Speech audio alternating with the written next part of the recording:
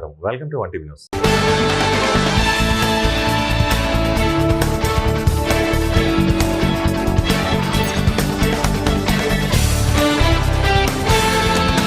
కామారెడ్డి జిల్లా బాన్సువాడ మండలం హన్మాజీపేట గ్రామంలో రైతులు ఆందోళనకు దిగారు. సొసైటీ సిబ్బంది మొక్కజొన్న తూకంలో క్వింటాలకు 3 నుండి 4 కిలోలు మోసం చేస్తున్నారని ఆగ్రహం వ్యక్తం చేస్తూ రాస్తారోకో నిర్వహించారు. రైతులు ఫోన్ ద్వారా అధికారులకు ఫిర్యాదు చేయగా ఆర్డీఓ రవీందర్ రెడ్డి సంఘటనా స్థలానికి చేరుకున్నారు.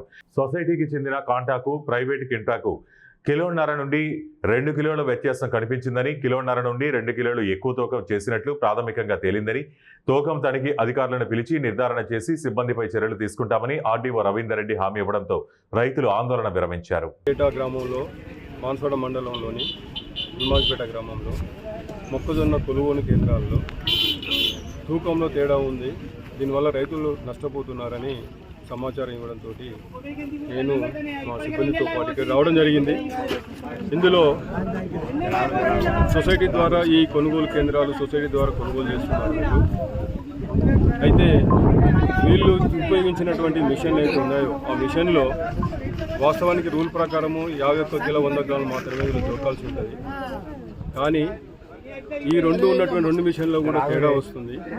అదే గ్రామంలో ఉన్నటువంటి ఇంకో తూకం తీసుకొచ్చి మళ్ళీ ఒకసారి కాంటా తీసుకొచ్చి మళ్ళీ తూకం వేయడంతో అందులో కొద్దిగా ఎక్కువ చూపిస్తుంది. అంటే దాదాపు వేరియేషను ఉన్నదానికంటే కిలోన్నర నుంచి 2 కిలోల మధ్యలో అధికంగా తూకం వేస్తున్నట్టుగా ప్రాథమికంగా మాకు తెలిసింది. సో ఇది మనం కూడా లీగల్ మెటీరియల్ వాళ్ళని కూడా కనుక్కుంటున్నాము, వాళ్ళు పిలిపిస్తున్నాము. నిజంగా మిషన్లో తేడా రావడం గల కారణం ఏంటిది, మరి సొసైటీ వాళ్ళు ఉపయోగిస్తున్న దానికి ప్లస్ బయట వినియోగిస్తున్నటువంటి దానికి తేడాలు వస్తున్నాయి. ఇది ఏది కరెక్ట్ అని ఒకసారి మేము క్లారిఫై చేసుకుంటాము. ఆ తర్వాత నిజంగానే ఈ 2 కాంటాలు అంటే ఈ 2 కాంటాలు కూడా దాదాపు ఈ మొక్కజొన్న కొనుగోలు అయిన కాంచులు ఉపయోగిస్తున్నారని చెప్పి బాన్సువాడ మండలం హన్మాజీపేట గ్రామ నివాసిని మేము నైట్ ఏదైతే మొక్కల కాంటా మాది చేసినామో దాంట్లో గవర్నమెంట్ పద్ధతి ప్రకారం 51 కిలోలు తోయకుండా 53 కిలోలు తోచడం జరిగింది. దాని గురించి మేము ఆర్డీఓ గారికి కంప్లైంట్ ఇస్తే వారు వచ్చి విచారణ చేపట్టారు. దానికి నైతిక బాధ్యత ఇక్కడ ఉన్న సిబ్బంది మీద మేము రైతులందరూ కలిసి వారికి తొలగించాలని చెప్పేసి వారికి విన్నవించడం జరిగింది. అయితే వీళ్ళ కాంటా ఏదైతే ఉందో ఇంకా వేరే ప్రైవేట్ కాంటా తీసుకున్న చేసి చెక్కింగ్ చేయడం వల్ల ఇది దొరికింది. 2 కిలోల డిఫరెన్స్ రావడం జరిగింది. క్వింటాలకు 4 కిలోల చొప్పున వాళ్ళు ఇచ్చేస్తూ ఉన్నారు. దాంతో మేము ఆర్డీఓ గారికి కంప్లైంట్ చేయడం జరిగింది, డీసీఓ గారికి కంప్లైంట్ ఇవ్వడం జరిగింది. వారు వచ్చి విచారణ మార్కాపురం జిల్లా ఎర్రగొండపాలెంలో దారుణ ఘటన వెలుగు చూసింది. ఆంజనేయులు అనే యువకుడిని హత్య చేసి ముక్కలుగా నరికి నీటి బోరులో పడేసిన సంఘటన స్థానికంగా కలకలం రేపింది. తన కూతురితో సన్నిహితంగా ఉండడంతో వెంకట నారాయణ రమణమ్మ అనే దంపతులు ఈ దారుణానికి పాల్పడినట్లు పోలీసులు వెల్లడించారు. ఈ నెల 13వ తేదీన ఎర్రగొండపాలెంలోని ఇందిరమ్మ కాలనీలో ఆంజనేయులు అదృశ్యమవడంతో కుటుంబ సభ్యులు పోలీసులకు ఫిర్యాదు చేశారు. మిస్సింగ్ కేసు నమోదు చేసిన పోలీసులు టెక్నికల్ ఎవిడెన్స్ ఆధారంగా దర్యాప్తు చేపట్టి కేసును ఛేదించారు. పోలీసుల విచారణలో నిందితులు వెంకటనారాయణ రమణమ్మ సంచలన విషయాలను ఒప్పుకున్నట్లు సమాచారం. ఆంజనేయులను హత్య చేసి గొడ్డలతో ముక్కలుగా నరికి నీటి బోరులో పడేసినట్లు నిందితుడు అంగీకరించినట్లు పోలీసులు తెలిపారు. ఈ ఘటనతో స్థానికులు భయాందోళనకు గురయ్యారు. కేసు నమోదు చేసిన పోలీసులు మరెవరైనా ప్రమేయం ఉందా అనే కోణంలో దర్యాప్తు కొనసాగిస్తున్నారు.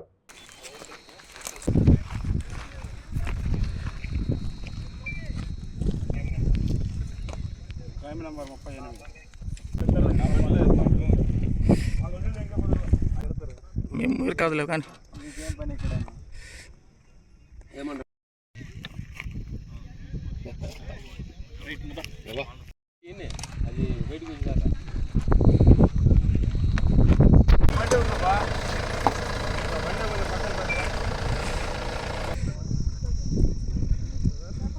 ఏలూరు జిల్లా కలెక్టరేట్లో రహదారి భద్రతా కమిటీ సమీక్షా సమావేశం జిల్లా కలెక్టర్ వెట్రిసెల్వి, జిల్లా ఎస్పీ కె ప్రతాప్ శివకిషోర్ ఆధ్వర్యంలో నిర్వహించారు.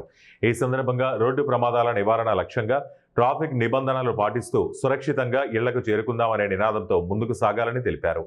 జిల్లా కలెక్టర్ మాట్లాడుతూ జిల్లాలో రహదారి ప్రమాదాల కారణంగా ఒక్క ప్రాణం కూడా కోల్పోకూడదు అనే ఉద్దేశంతో రహదారి భద్రతా కమిటీ సమావేశం జరిగిందని అన్నారు.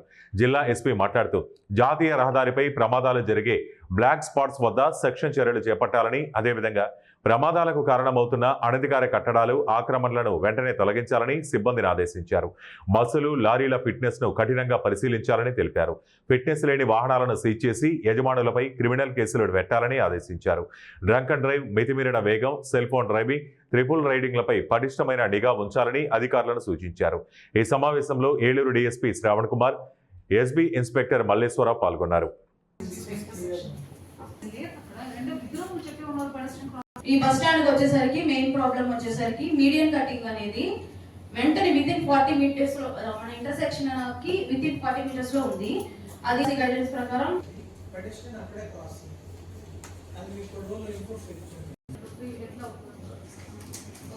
ఇంకోటి middle of the road statue ఒకటి ఉంది madam. Middle of the road చేస్తున్నాము. స్టడీ రిపోర్ట్ వస్తాం. She will run the simulation. Field లో కూడా మీరు అవన్నీ బ్లాక్ చేసి రూట్ డైవర్ట్ చేసి ఎట్లా వర్క్ చెక్ చేసుకొని ఫైనల్ ఎస్టిమేషన్స్ ఇవ్వండి. నెక్స్ట్ మీటింగ్ లో నా దగ్గర అప్రూవల్ తీసుకొని చెక్ తీసుకొని డైరెక్ట్ టెండర్ లేదంటే లోకల్ అప్రూవల్ చేంజ్ ఉంటుంది. సో ఇప్పుడు నాకు మీరు మన ఎస్సీ ఆర్ఎండ్బీస్ రోడ్ లో సార్ 2 పాయింట్ 5 తీసుకొని ఏదో మార్పులు తీసుకురావడానికి ట్రై చేస్తాం. ఇప్పుడు రెస్ట్రిక్ట్ మరి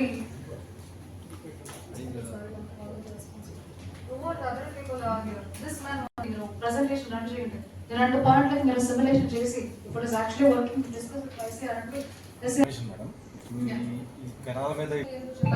కర్నూలు జిల్లా హాలహర్వి మండలం బాపురం పంప్ హౌస్ లో విషాదం చోటు చేసుకుంది. పంప్ హౌస్ లో వాటర్ మ్యాన్ గా పనిచేస్తున్న సూర్యప్రకాష్ అనే అవుట్సోర్స్ ఉద్యోగి విధులు నిర్వర్తిస్తున్న సమయంలో ప్రమాదవశాత్తు కరెంట్ షాక్ కు గురై మృతి చెందాడు. ఈ ఘటనతో కుటుంబ సభ్యులు గ్రామస్తులు తీవ్ర ఆవేదనకు గురయ్యారు. అయితే ఘటన జరిగినప్పటి నుంచి ఆర్డబ్ల్యూఎస్ ఉన్నతాధికారులు స్పందించకపోవడంపై మృతిని బంధువులు ఆగ్రహం వ్యక్తం చేస్తున్నారు.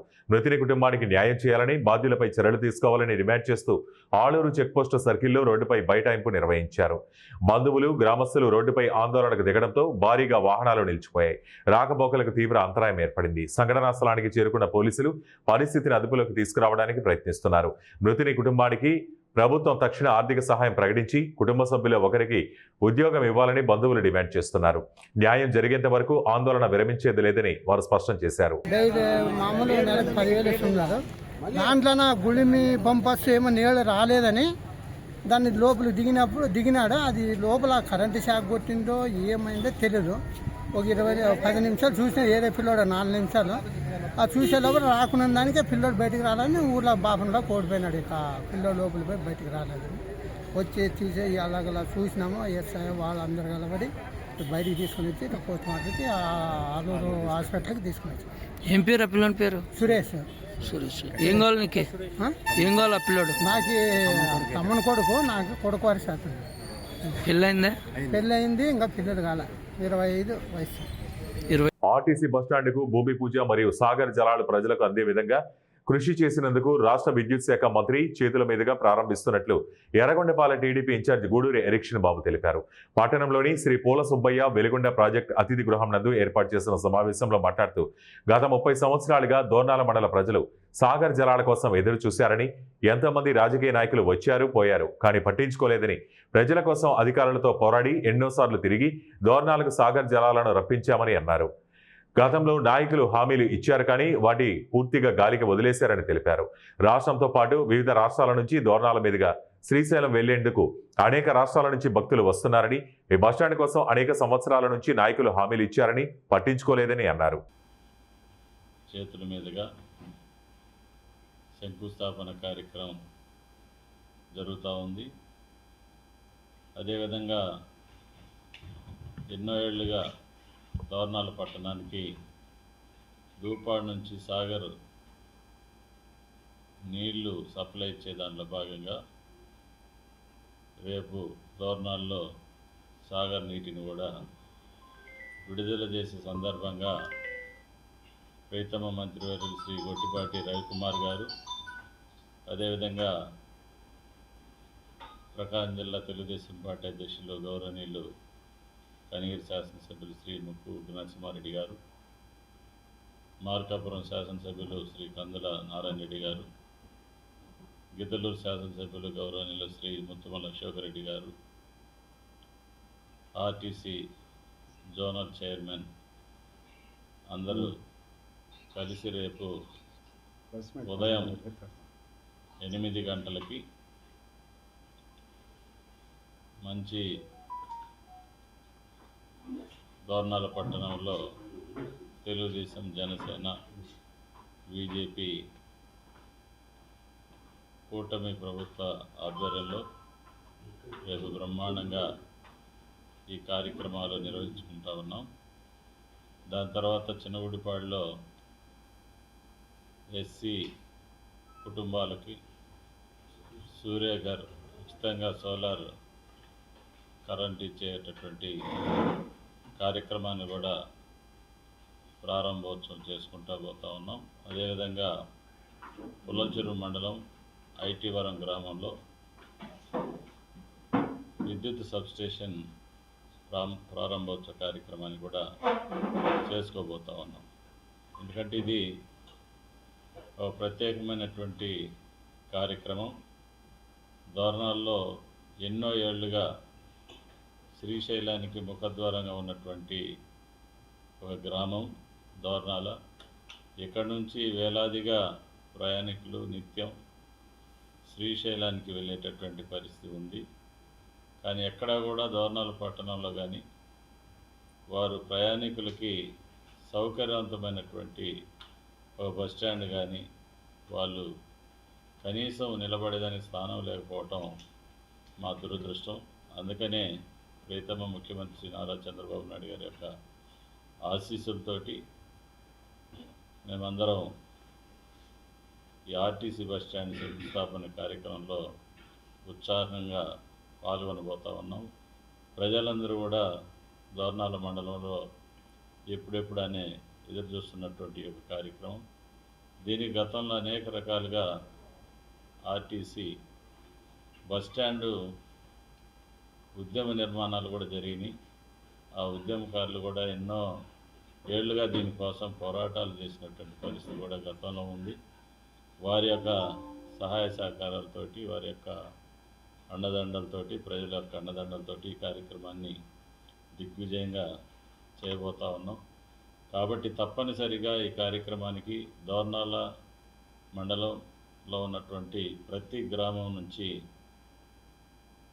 ప్రజలందరూ కూడా వచ్చి విరివిగా పాల్గొనాల్సిన అవసరం ఎంతైనా ఉంది. రాష్ట్రంలో దళితులపై దాడులు, రాజకీయ హత్యలు వైసీపీ హయాంలో పెరిగిపోయాయని ఎర్రగొండపాలెం టీడీపీ ఇన్ఛార్జ్ ఎలక్షన్ బాబు తీవ్ర ఆరోపణలు చేశారు. జగన్ రెడ్డి పాలనలో దళితులకు రక్షణ లేకుండా పోయిందని విమర్శించారు. దోర్నాలలో నిర్వహించిన మీడియా సమావేశంలో ఆయన మాట్లాడుతూ టీడీపీ ఇన్ఛార్జ్ ఎలక్షన్ బాబు వైసీపీ పాలనలో దళితులపై దాడులు, దౌర్జన్యాలు అధికమయ్యాయని ఆయన అన్నారు. ఎస్సీ సబ్ప్లాన్ నిధులను దారి మళ్లించి దళితులకు అన్యాయం చేశారని విమర్శించారు. వైసీపీ నాయకుల దౌర్జన్యాలను ప్రజలు గమనిస్తున్నారన్నారు. ఇప్పటికే ప్రజలు ఎన్నికల్లో జగన్కు గట్టి బుద్ధి చెప్పారని, అయినా వైసీపీ నేతల తీరు మారలేదన్నారు. దళిత డ్రైవర్ సుబ్రహ్మణ్యం హత్య కేసులో నిందితుల్ని కాపాడేందుకు కొందరు రంగు చొక్కాలు వేసుకున్న నాయకులు ప్రయత్నిస్తున్నారని ఆరోపించారు. జగన్ పాలనలోనే రాజకీయ హత్యలు, దళితులపై దాడులు పెరిగిపోయాయని అన్నారు. వైసీపీ నాయకులు పుట్టినరోజు వేడుకల్లో సైతం గొడ్డలు పట్టుకుని కేకులు కట్ చేస్తూ రప్పా రప్పా అంటున్నారన్నారు. కూటమి ప్రభుత్వం వచ్చిన 2 ఏళ్లలో రాష్ట్రంలో ప్రజలు సంతృప్తిగా ఉన్నారన్నారు. రాష్ట్రంలో శాంతి భద్రతలు కాపాడుతూ దళితులకు న్యాయం చేసే ప్రభుత్వం టీడీపీనని ఎలక్షన్ బాబు స్పష్టం చేశారు. సుబ్రహ్మణ్యం గారిని ఆయనే హత్య చేసి ఆయన ఇంటికి డోర్ డెలివరీని ఆ శవాన్ని పంపించినటువంటి చరిత్ర గత ప్రభుత్వంలో జరిగింది. అదే కేసులు ఈరోజు అనంతబాబు గారి జైల్లో ఉన్నటువంటి పరిస్థితి మనం అందరం కూడా చూస్తూ ఉన్నాం. కిరణ్ చీరాల్లో ఒక దళిత యువకుడు మాస్క్ పెట్టుకోలేదని ఆ రోజు పోలీసులు కొడితే చనిపోయినటువంటి పరిస్థితి.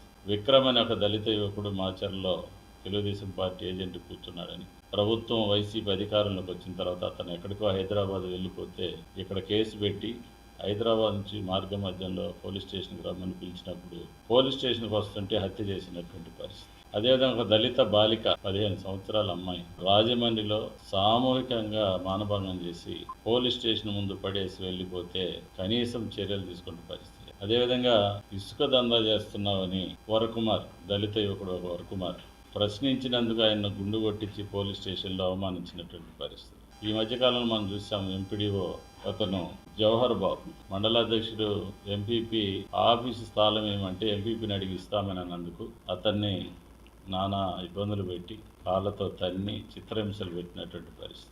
ఇలాగా చెప్పుకుంటూ పోతే వైసీపీ అధికారం ఉన్నప్పుడు అమరావతిలో రైతులు అమరావతి కోసం ధర్నా చేస్తూ ఉంటే దాంట్లో దళిత రైతులు ఉంటే దళితులకు సంబంధించిన రైతుల మీద కూడా ఎస్సీ ఎస్టీ అట్రాసిటీ కేసు పెట్టించినటువంటి చరిత్ర.